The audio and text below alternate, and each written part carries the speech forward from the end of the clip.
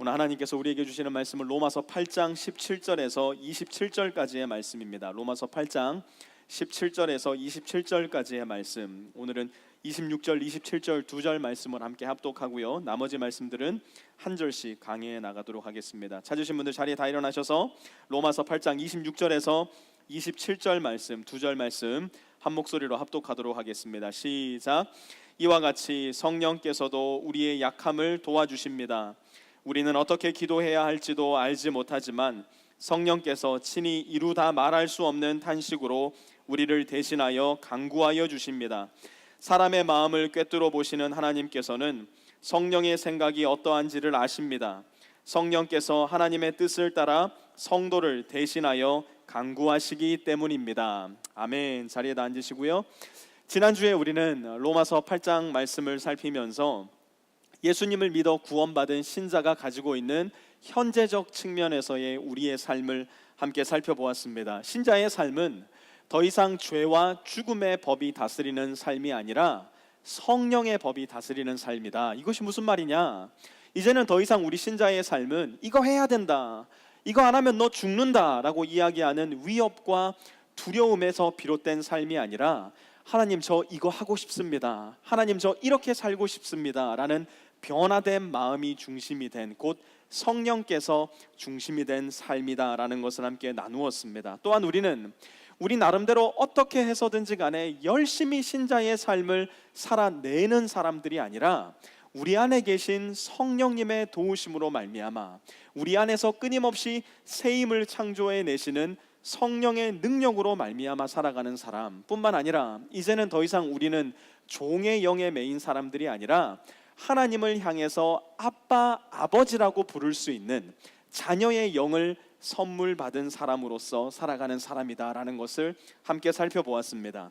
이제 오늘 본문으로 넘어와서 바울은 신자의 삶의 미래적 측면에 대해서 말씀하기 시작합니다.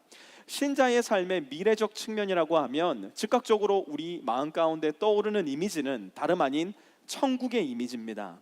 우리는 예수 믿었으니 천국에 갑니다. 그것은 틀림없는 사실입니다. 그러나 단순히 우리는 예수 믿었으니까 천국 가지요 라는 것에 만족할 것이 아니라 도대체 그 천국이 무엇이냐?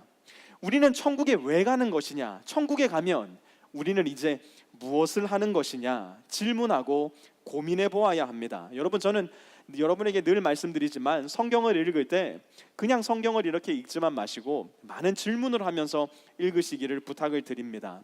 단순히 하나님의 말씀을 내가 비유한다라는 마음으로 보지 마시고 하나님과 나 사이에 대화가 오갈 수 있도록 인터뷰한다라는 마음을 가지고 성경을 읽으실 수 있었으면 좋겠습니다. 그렇게 하기 위해서는 가장 좋은 방법이 바로 우리 마음 가운데 떠오르는 질문을 묵혀놓는 것이 아니라 하나님 앞에 던져놓는 겁니다.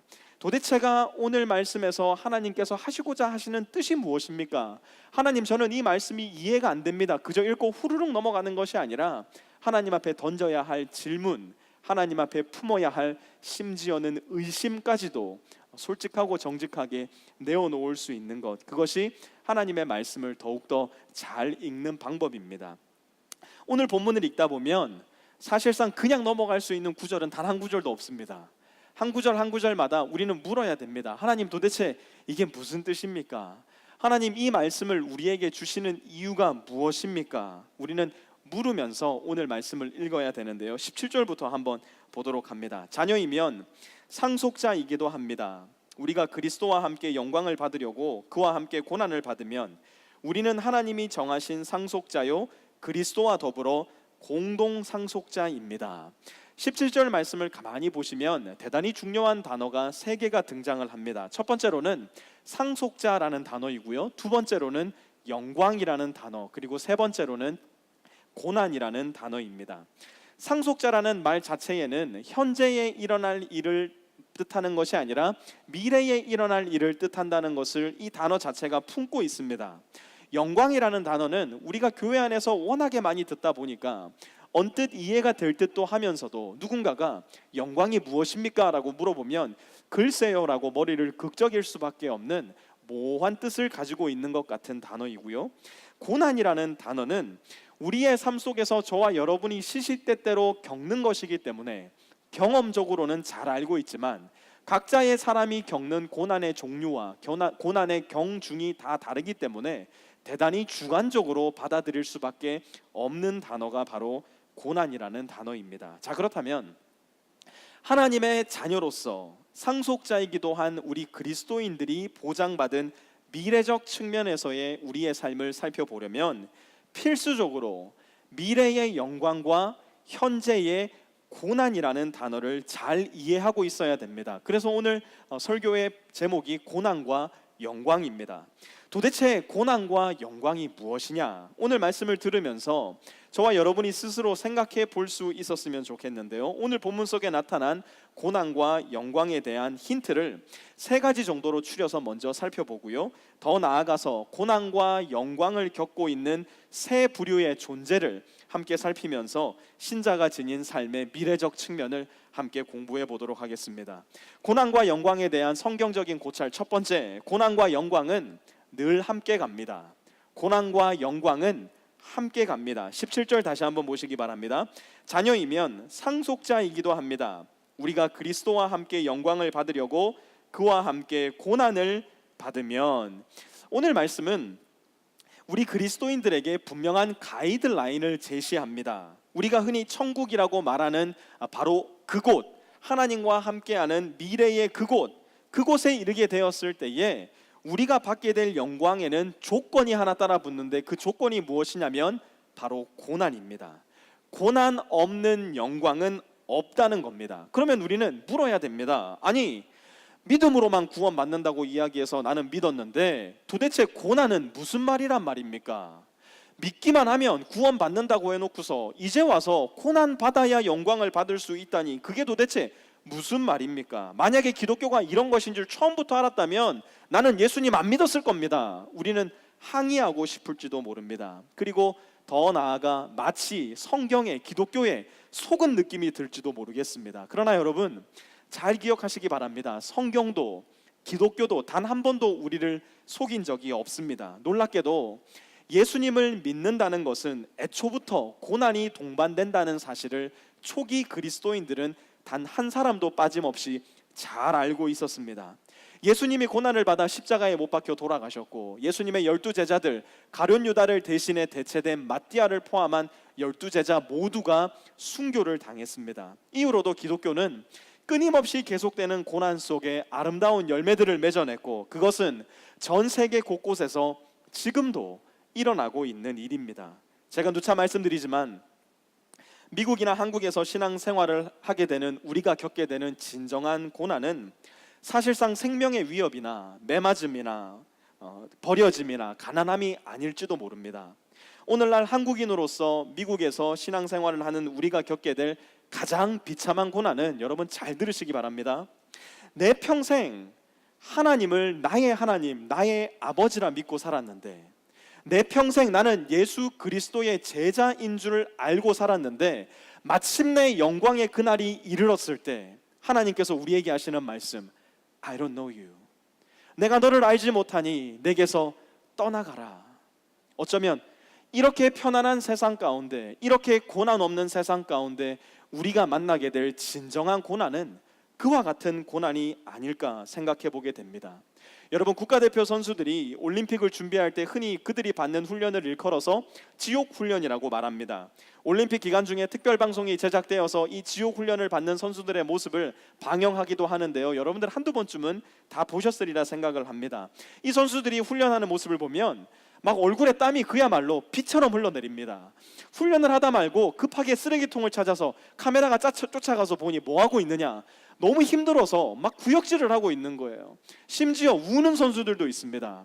재미있는 것은 무엇이냐면, 이렇게 힘들고 이렇게 고통스러운 지옥 훈련을 받는데 이제 인터뷰를 시작해서 말을 해보면 나 못해 먹겠습니다, 나 하고 싶지 않습니다 이야기할 것 같은데, 훈련을 마치고 인터뷰를 하는 선수들 얼굴에는 고통이나 절망이 아니라 소망과 기쁨의 표정이 드러난다는 사실입니다. 지옥 훈련 중에 있으면서도 그들의 마음은 결코 지옥이 아니라는 이야기예요. 왜 그럴까요? 이들은 지옥 훈련 중에 만나게 되는 고난과 고통에 집중하고 있는 것이 아니라 그 모든 훈련이 끝나고 마침내 올림픽에 나가서 올림픽 금메달을 목에 걸었을 때의 영광을 바라보고 꿈꾸고 있기 때문에 이 지옥 훈련을 기쁘게 견뎌낼 수 있는 겁니다. 금메달을 바라보니 지옥 훈련이 지옥같이 안 느껴지는 거예요. 그 정도 고난도 못 견딜 거면 금메달 같은 거는 애초에 기대하지도 말아야 된다는 거 이미 이 선수들이 더 잘 알고 있는 겁니다. 여러분, 우리 그리스도인들도 마찬가지입니다. 우리는 어찌 보면 하나님 나라를 대표하는 하나님 나라의 올림픽 선수들인지도 모릅니다. 이 세상에서 우리는 여전히 고난받고 훈련받으며 살아가는 존재들인지도 모릅니다. 그러나 하나님 나라에서 하나님께서 우리 목에 걸어주실 하나님 나라의 금메달을 기대한다면 수고했다, 잘했다, 충성된 종아, 나의 아들아, 나의 딸아, 그 영광스러운 생각을, 그 영광스러운 곳을 바라볼 수만 있다면 오늘날 이 땅에서 겪게 되는 우리 그리스도인의 고난 기꺼이 인내할 수 있다는 겁니다. 왜 그럴까요? 고난과 영광은 함께 가기 때문입니다. 여러분 기억하시기 바라요. 고난과 영광은 함께 갑니다. 두 번째로 고난과 영광은 비교가 안 됩니다. 고난과 영광은 비교가 안 돼요. 18절 함께 봅니다.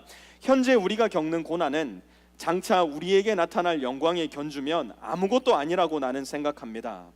여러분 좀 오래된 일이 될 수도 있겠지만 한번 우리가 옛날 생각을 더듬어 봅시다. 물론 지금도 이 중에는 그 일을 겪고 계신 분들이 계시겠지만 많은 분들에게는 옛날 일이 됐을 겁니다.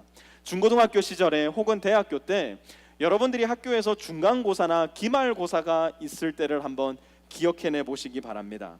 그야말로 학업을 완전하게 포기해버린 사람이 아니라면 양심상으로라도 중간고사 기말고사 때는 제법 늦게까지 공부하지 않으셨습니까?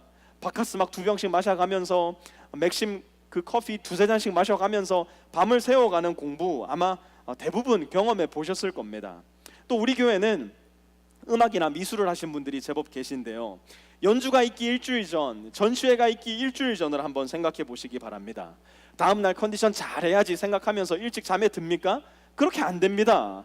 어찌 되었건 간에 새벽 늦게까지 마지막 점검을 하는 나의 모습, 마지막까지도 한 번의 붓터치를 더해가는 나의 모습, 왜 그렇습니까? 왜 그렇게 늦게까지, 왜 그렇게 고통스럽게 준비합니까? 이유는 간단하죠. 연주회 때 있을, 전시회 때 있을 오랜 기간의 고통과는 비교도 안 될 그 영광을 바라보기 때문에, 그 영광을 내 마음속에 그려낼 수 있기 때문에 그러한 고통 기꺼이 감수해내는 겁니다. 그 정도 지혜가 있다면 한 달, 2달, 하루 이틀 준비 기간 중 내가 겪게 되는 놀이의 부재, 잠의 부재, 쾌락의 부재에서 오는 고난 기꺼이 감수해냅니다. 왜 그럴까요? 고난 뒤에 따라올 영광이 고난과는 비교도 되지 않기 때문입니다. 하물며 이 땅에서 받게 될 찰나의 영광을 위해서도 기꺼이 고난을 감수해내는데, 하나님의 나라에서 우리가 받게 될 영원한 영광을 우리 마음 가운데 그려낼 수 있다면, 하나님의 말씀이 우리에게 제시해주는 영원한 영광을 우리 마음과 영혼으로 믿을 수 있다면, 이 땅에서 우리가 겪게 될 찰나의 고난을 감수하지 못한다는 것은 어쩌면 가장 어리석은 삶의 형태인지도 모릅니다. 왜 그렇습니까? 이 땅에서 우리가 그리스도인의 삶을 살아갈 때 겪게 되는 고난은 장차 하나님의 나라에서 우리에게 주어질 영원한 영광과는 비교조차 할 수 없는 것이기 때문입니다. 이번 한 주 말씀을 준비하는 가운데 제 마음속에 있었던 큰 괴로움 가운데 하나가 바로 이것이었습니다. 바울은 현재 우리가 겪는 고난은 장차 우리에게 나타날 영광과 견주면 비교조차 할 수 없다라고 말씀하셨는데, 과연 내 삶 가운데는 장차 나에게 주어질 영광과 견주었을 때 아무것도 아닙니다라고 말할 수 있을 만한 고난이 존재하는가? 예수님을 믿기 때문에, 예수님을 따르기 때문에, 예수님을 사랑하기 때문에 오늘날 이 땅 가운데 내가 겪고 있는 고난이 존재하는가? 고난과 영광은 함께 가는 것이라고 말씀하셨는데, 과연 영광과 함께 갈 수 있을 만한 내 삶의 고난이 내 안에서 발견되고 있는가? 만약 우리가 진지한 그리스도인이라면 오늘 말씀 가운데 말씀이 우리에게 던지시는 질문, 너에게는 나를 위한 고난이 있느냐? 너에게는 장차 네가 받게 될 영광과 견주어 아무것도 아니라고 얘기할 수 있을 만한 그런 고난이 있느냐? 우리는 이 질문들을 조금 더 진지하게 생각해 보아야 할 것입니다.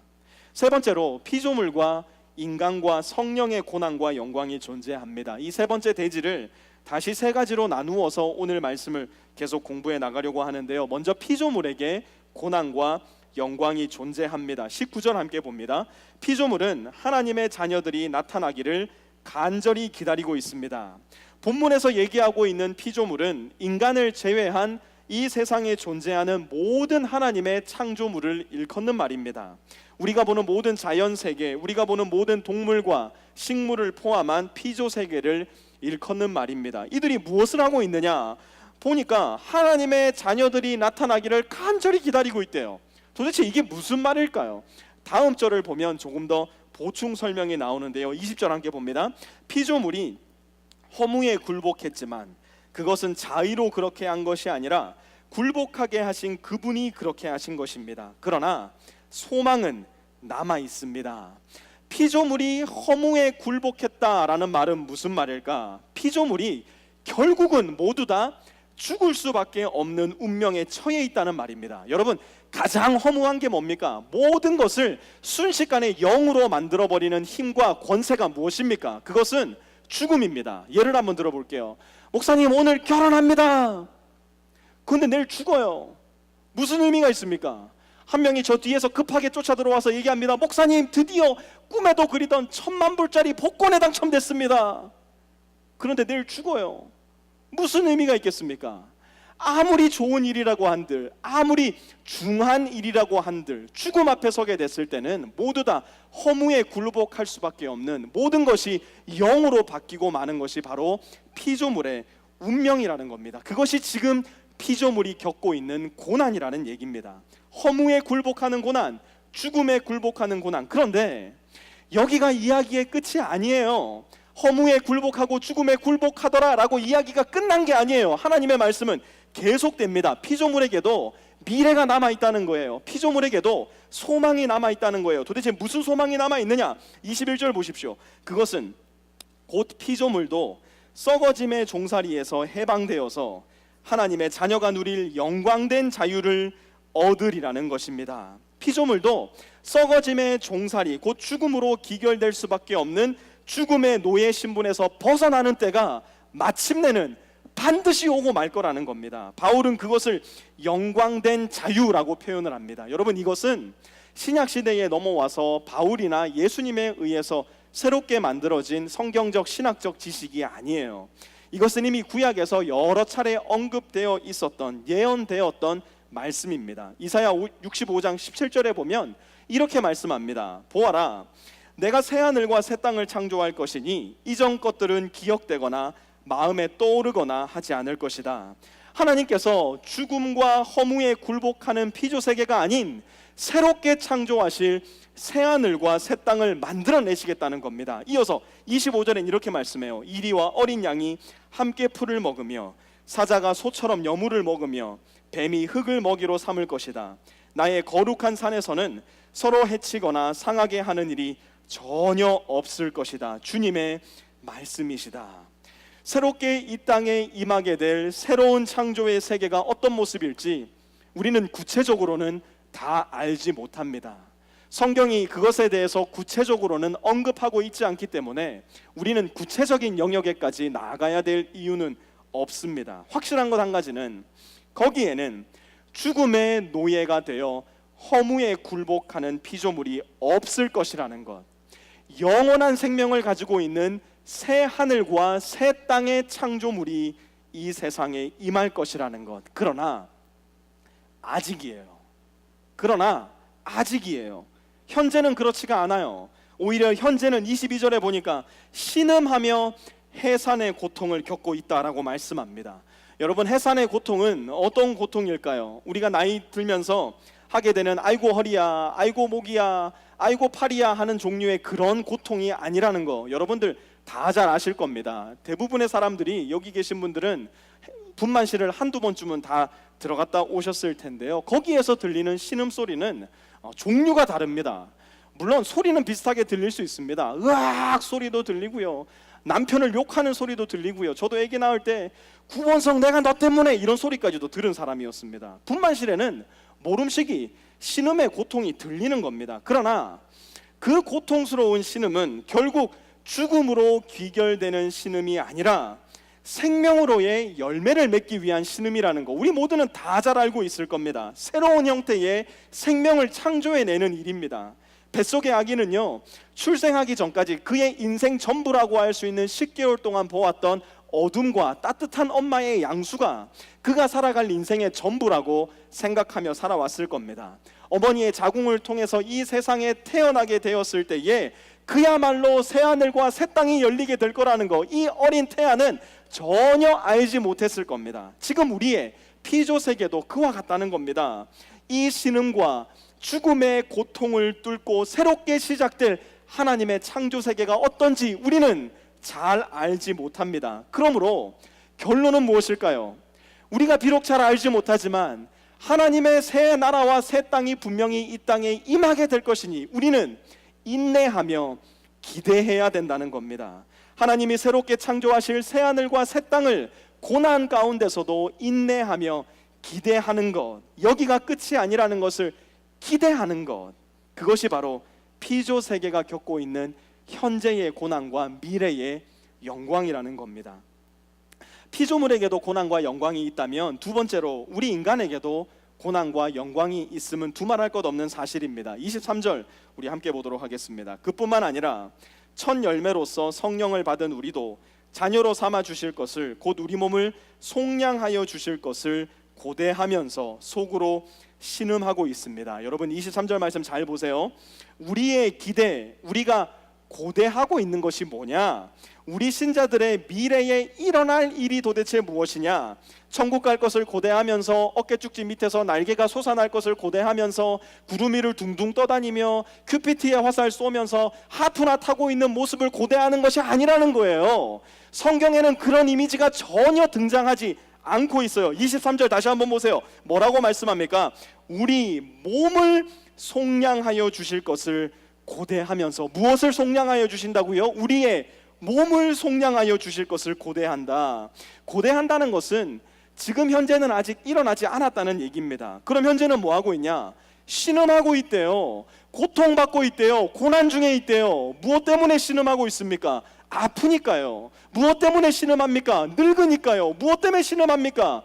결국 저와 여러분은 다 죽게 되니까요. 여러분 아무리 좋은 거 많이 챙겨 드셔보십시오. 아무리 좋은 것을 다 사다가 여러분 날마다 드셔보십시오. 나이 들면 아무리 좋은 걸 많이 먹어도 아파요. 나이 들면 아무리 좋은 걸 많이 챙겨 먹어도 결국에는 병들게 돼요. 이 말은 좋은 거 챙겨 드시지 말라는 얘기가 아니에요. 비타민도 드시고 홍삼도 드시고 여러분들 식단 관리도 잘 하셔서 좋은 거 드시기 바랍니다. 그러나 결국 우리는 나이가 들어요. 나이가 들면 여기저기 아픈 것도 생겨나게 되어 있습니다. 나이가 들면은 젊었을 때는 말을 잘 듣던 몸들도 점점 말을 듣지 않는 것, 우리는 모두 다 경험하게 될 겁니다. 뿐만 아니라 우리의 생김새도 나이가 들면서 자꾸만 변합니다. 나이가 들면서 늙어가니까요. 보톡스를 얼굴에 만방을 한번 맞아 보십시오. 여러분이 주름을 이길 수 있나? 저는 보톡스의 기능과 효능에 대해서 전혀 모릅니다. 그러나 제가 아는 분명한 것 한 가지는, 여기 앉아있는 이렇게 젊은 우리 모두도 60살, 70살이 되면 그 보톡스의 능력 앞에서도 결국은 주름에게 그 자리를 내어주어야 된다는 겁니다. 눈 밑에 있는 주름을 예방하기 위해서 주름 예방 크림을 한 트럭을 갖다 발라보십시오. 60살 되고 70살 되면 어쩔 수 없습니다. 주름을 절대로 못 이깁니다. 이제 우리가 모두 다 함께 늙어가지 않습니까? 모두가 함께 나이가 들어가게 될 텐데요. 우리 중에 조금 차이는 있을 수 있겠지만 우리가 80살의 서로의 얼굴을 보면서도 지금과 같이 이렇게 팽팽한 얼굴을 여전히 유지하고 있을 사람, 이 자리에 한 사람도 없습니다. 왜 그럴까요? 간단하죠. 이제 한 달 뒤면 한 살 더 먹으니까요. 10년 뒤에는 10살을 더 먹게 되니까요. 점점 나이 들고 늙어가게 되니까요. 그리고 결론적으로 제가 100%짜리 진리를 여러분들에게 말씀드릴게요. 우리는 다 죽습니다.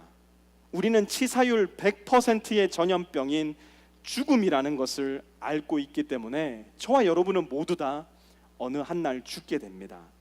우리 몸은 다 아프고 다 늙고 다 죽습니다. 그것이 예언이고 그것이 진리입니다. 그러나 거기가 끝이 아니에요. 피조물이 허무에 굴복한 데서 끝나지 않았듯이 우리가 죽는 것에서 이야기가 끝나는 것이 아니라는 거예요. 우리가 죽었을 때 거기에 the end의 자막이 떠오르는 것이 아니라 to be continue의 자막이 떠오른다는 것, 우리는 기억하고 있어야 됩니다. 그렇다면 무엇이 남아있느냐? 우리 신자들은 우리 몸을 속량하여 주실 것을 고대하고 있다는 거예요. 끝난 것이 아니라 우리의 몸을 속량하여 주실 것을 고대하고 있다는 겁니다. 우리에게는 이 소망이 있다는 거예요. 목사님, 우리 몸을 속량하여 주실 것이 도대체 무슨 뜻입니까? 물어야 됩니다. 말씀을 읽으면서 그냥 지나치면 안 됩니다. 고린도전서 15장 52절에서 57절에 보면요, 꼭 지금 우리가 공부하고 있는 로마서 8장 23절 여기에다가 돋보기 안경을 갖다 댄 것 같아요. 꼭 여기에다가 아이패드로 이렇게 해서 확대해가지고 그 안에 숨겨져 있는 말씀을 쏙 빼갖고 온 것 같은 말씀이 바로 고린도전서 15장 52절에서 57절까지의 말씀입니다. 우리 고린도전서 15장 말씀은 같이 한번 읽어봤으면 좋겠는데요, 52절에서 57절 우리 한번 같이 읽어보도록 하겠습니다. 시작. 마지막 나팔이 울릴 때에 눈 깜빡할 사이에 홀연히 그렇게 될 것입니다. 살아나고 우리는 변화할 것입니다. 썩을 몸이 썩지 않을 것을 입어야 하고 죽을 몸이 죽지 않을 것을 입어야 합니다. 썩을 이 몸이 썩지 않을 것을 입고 죽을 이 몸이 죽지 않을 것을 입을 그때에 이렇게 기록한 성경 말씀이 이루어질 것입니다.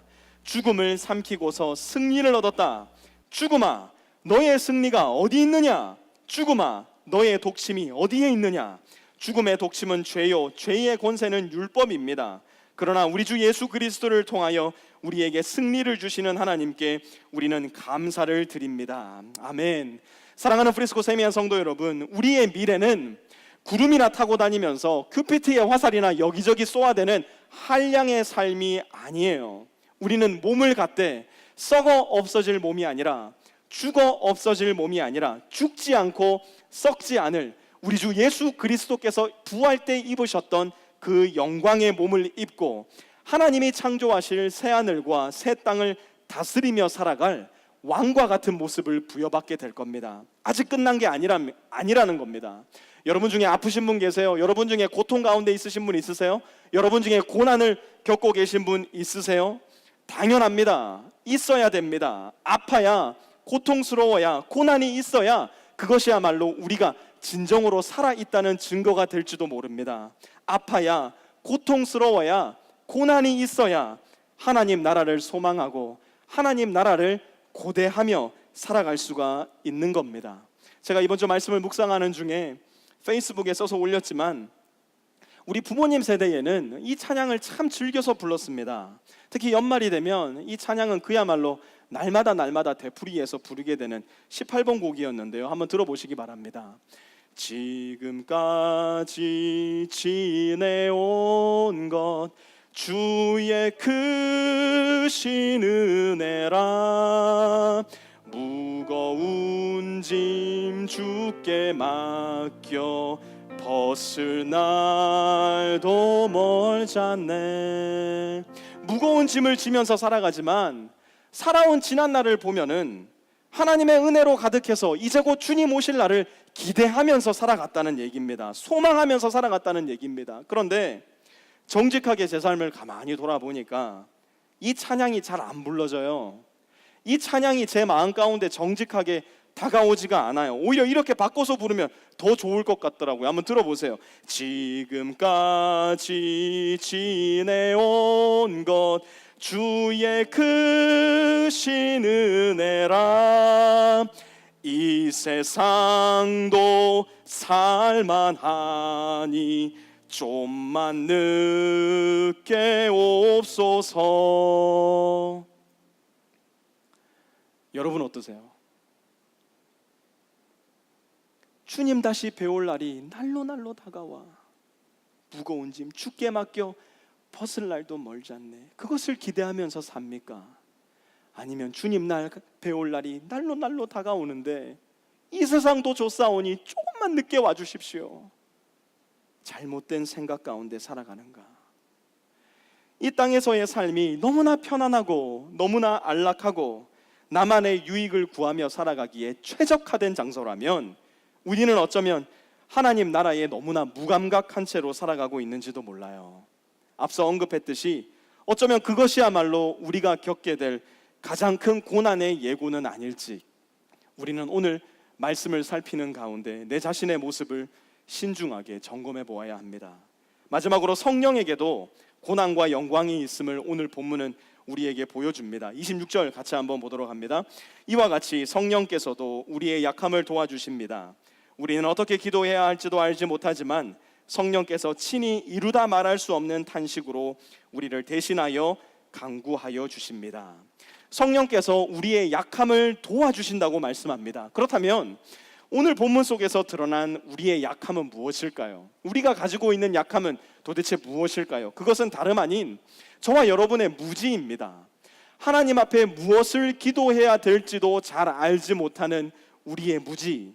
성령께서는 그런 우리를 보시면서 친히 이루다 말로 할 수 없는 탄식을 하신다 말씀합니다. 이 탄식이라는 단어는 앞서 22절에 피조물의 신음, 23절에 쓰인 우리 인간의 신음과 동일한 단어입니다. 무슨 말일까요? 성령께서도 고난을 당하신다는 얘기입니다. 그러나 성령의 고난은 피조물이나 인간이 겪는 고난과는 질적으로 다른 고난입니다. 성령님은 능력이 없어서, 성령님은 이 세상의 권세에 맞설 힘이 없어서 고난을 당하시는 것이 아니에요. 성령이 당하시는 고난의 유일한 이유는 바로 피조 세계와 저와 여러분이 신음하고 있기 때문에 그 신음을 바라보시며 하게 되는 신음이에요. 성령님은 우리가 아플 때 우리의 모습을 보시면서 신음하세요. 성령님은 우리가 괴로워할 때, 외로운 가운데 있을 때에, 부족한 가운데 있을 때에, 우리의 입술에서 터져나오는 신음을 보실 때 우리를 보시며 함께 신음하세요. 우리가 그리스도인으로서 고난을 겪어 나갈 때에 우리의 입술과 마음에서 신음이 터져 나올 때 그런 우리의 모습을 보시며 성령께서 우리와 함께 신음하세요. 우리는 고난 중에 있을 때 하나님, 이 고난을 뚫고 나갈 힘을 나에게 주십시오. 혹은 이 고난을 나에게서 사라지게 해주십시오. 어떻게 기도해야 되나 잘 모를 때가 많이 있습니다. 우리는 질병 중에 있을 때, 삶의 큰 어려움 중에 있을 때 하나님, 이 질병이, 이 고난이 내게서 떠나가게 해주십시오. 혹은 이 고난을 당당하게 맞서 뚫고 나갈 수 있게 해주십시오. 어떻게 기도해야 될지 잘 모를 때가 많이 있습니다. 그때 성령께서 무엇을 하시는가? 우리를 대신해서 간구해 주신다는 겁니다.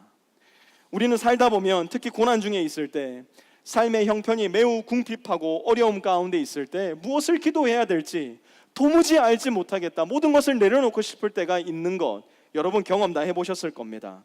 우리 삶이 겪게 되는 일상 다반사와도 같은 일입니다. 여러분 그때마다 오늘 말씀 기억하시기 바랍니다. 우리 신자들은 너 혼자 한번 멋들어지게 살아봐라, 너 혼자 한번 고난을 겪든 영광이 겪든 너 혼자 한번 살아봐라, 홀로 덩그러니 남겨진 나 홀로 신자의 삶을 살아가는 것이 아니라 성령께서 우리가 신음하고 있을 때 함께 신음하며 우리를 위해 간구해주고 있다는 사실, 26절 후반절부터 27절까지 이렇게 기록합니다. 성령께서 친히 이루다 말할 수 없는 탄식으로 우리를 대신하여 간구하여 주십니다.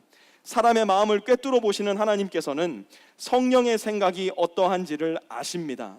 성령께서 하나님의 뜻을 따라 성도를 대신하여 간구하시기 때문입니다. 사랑하는 성도 여러분, 아무 기도도 할 수 없을 때, 도대체 무엇을 기도해야 될지 아무것도 알지 못할 때조차도 성령께서 우리와 함께 한다는 오늘의 말씀을 여러분 마음 가운데 잘 붙잡고 계시기 바랍니다. 만약 여러분의 삶의 환경과 형편이 너무너무 공고하고 힘들어서 아무 기도도 터져나오지 않을 때, 그때는 그냥 아빠, 아버지, 나의 하나님이시여 라고만 부르기만 하십시오.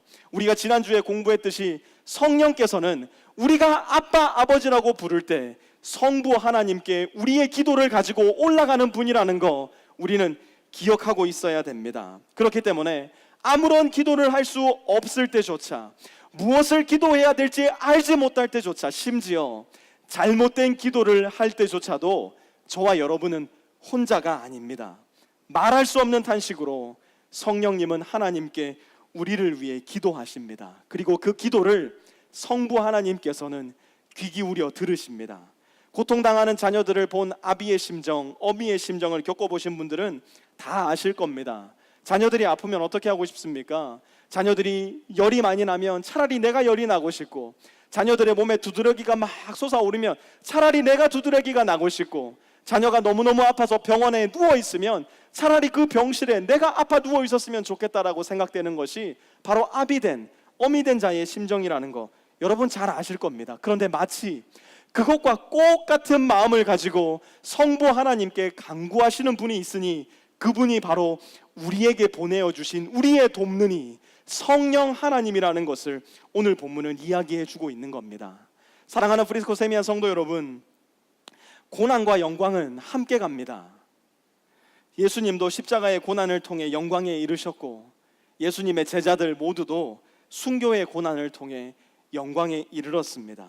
오늘날에도 수많은 주 안에 우리의 형제 자매된 자들이 이곳 미국에서, 한국에서, 또한 세계 곳곳에서 눈에 보이지 않는 실제 않은 하나님 나라를 바라보며 오늘의 고난에 동참하고 있다는 것 아마 여러분 잘 알고 계실 겁니다.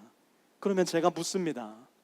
오늘 이 자리에 모여 있는 저와 여러분은 어떻습니까? 고난의 실제 속에 성령의 도우심을 생생하게 경험하며 살아가십니까? 아니면 고난의 부재 속에 성령의 도우심을 철저하게 외면하면서 살아가십니까? 저는 저와 여러분이 비록 오늘 믿음의 고난을 당할지언정 마지막 나팔 소리가 울리는 그날에 하나님의 영광에 참여할 수 있게 되기를 바랍니다. 저는 저와 여러분이 오늘 믿음의 고난을 피함으로 인해서 마지막 나팔 소리가 울리는 그날 영원한 하나님의 나라의 영광으로부터, 더 나아가 하나님으로부터 외면받는 그 일이 일어나지 않게 되기를 바랍니다. 잠시 고난을 피하다 영원한 영광을 잃어버리는 진짜 고난을 겪지 마시고, 잠시 고난에 성령의 도우심으로 담대히 참여함으로 말미암아 영원한 영광에 참여할 수 있게 되는 저와 여러분, 우리 모든 프리스코 세미안의 교우들 되실 수 있기를 우리 주 예수 그리스도의 이름으로 축원합니다. 제가 잠시 기도하겠습니다. 사랑의 아버지 하나님, 감사합니다. 오늘의 말씀을 통하여서 우리로 하여금 고난과 영광에 대해서 다시 한번 생각할 수 있는 기회를 주셔서 감사합니다. 우리 주 예수 그리스도께서 명령하셨듯이 너희는 나를 따라오려거든 너희를 부인하고 너희의 십자가를 지고 나를 따라오너라 말씀하셨사오니, 하나님, 우리 구주 예수 그리스도의 말씀을 기억함으로 말미암아서 우리 삶에 주어지는 고난에 기쁨으로 참여할 수 있는 우리 모든 프리스코 세미안 성도들 될 수 있도록 주님 인도하여 주시옵소서. 고단할 겁니다. 힘들 겁니다. 쉽지 않을 것이고 내팽겨 쳐버리고 싶을 때도 많이 있을 겁니다. 그러나 하나님, 오늘 하나님께서 우리에게 주신 말씀에서 가르쳐 주신 것처럼 우리와 함께 하시는 성령 하나님, 우리를 위해서 간구하시는 성령 하나님, 그 기도를 들으시고 우리를 도우시는 성부 하나님, 그리고 그 모든 기도에 신실하게 응답하시는 성자 하나님을 기대하며 삼위일체 하나님의 손을 꼭 붙들고 고난을 기쁨으로 통과하며 영광을 바라볼 수 있는 하나님 나라의 올림픽 선수들, 대표 선수들, 우리 프리스코 세미안 성도들 다 될 수 있도록 주님 인도하여 주옵소서. 감사드리며 예수님의 이름으로 간절히 기도드려 싸움나이다. 아멘.